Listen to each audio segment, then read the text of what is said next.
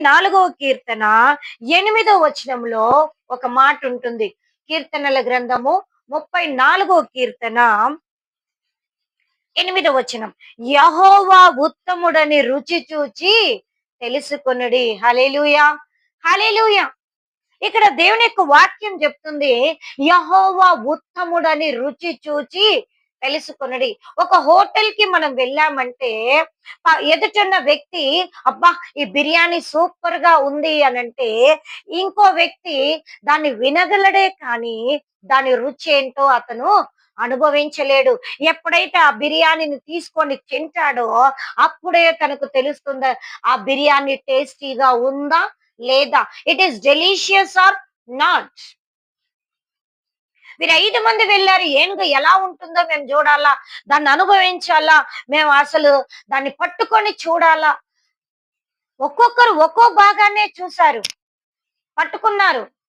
స్తంభం అన్నారు, బండరాయి అన్నారు, పాము అన్నారు, గోడ అన్నారు, చీపురు అన్నారు.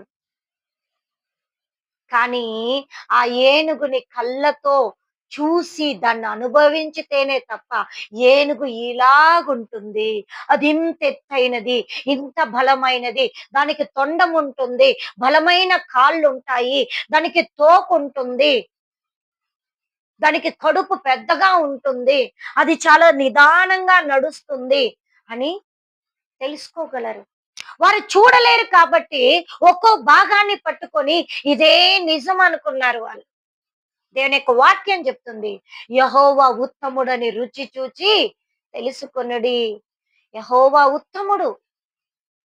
ఏదో కష్టం వచ్చినప్పుడో, లేదా బాధ వచ్చినప్పుడో, కన్నీరు వచ్చినప్పుడో ఏసై దగ్గరకు వచ్చి, ఏసయ్యా నాకు సాయం చేయని, ఆ రోజు అబ్బా ఏసై అంత గొప్పవాడు ఇంకొకరు లేరని మరలా కష్టాలు పోయిన తర్వాత మరలా లోకంలో మనుషుల యొద్దకు వెళ్ళి మనుషుల మీద ఆధారపడుతూ బ్రతికేది కాదు. నువ్వు ఎప్పుడైతే నిజంగా దేవుని సన్నిధిలో వాక్యము చదువుతూ ప్రార్థన చేస్తూ యెహోవాను, దేవుణ్ణి నువ్వు అనుభవిస్తావో అప్పుడే ఆయన ఉత్తముడు అని నీవు రుచి చూచి తెలుసుకోగలవు. అనుభవం లేకుండా మనం ఏమీ చేయలేం.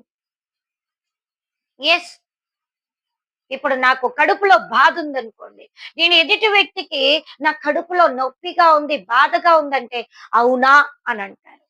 కానీ ఆ వ్యక్తికి ఆ నొప్పి బాధ ఎప్పుడు అర్థమవుతుంది, తను అనుభవిస్తే తప్పక ఆ బాధ, ఆ వేదన, ఆ నొప్పి అనేది అర్థము కాదు. At the same time, at the same way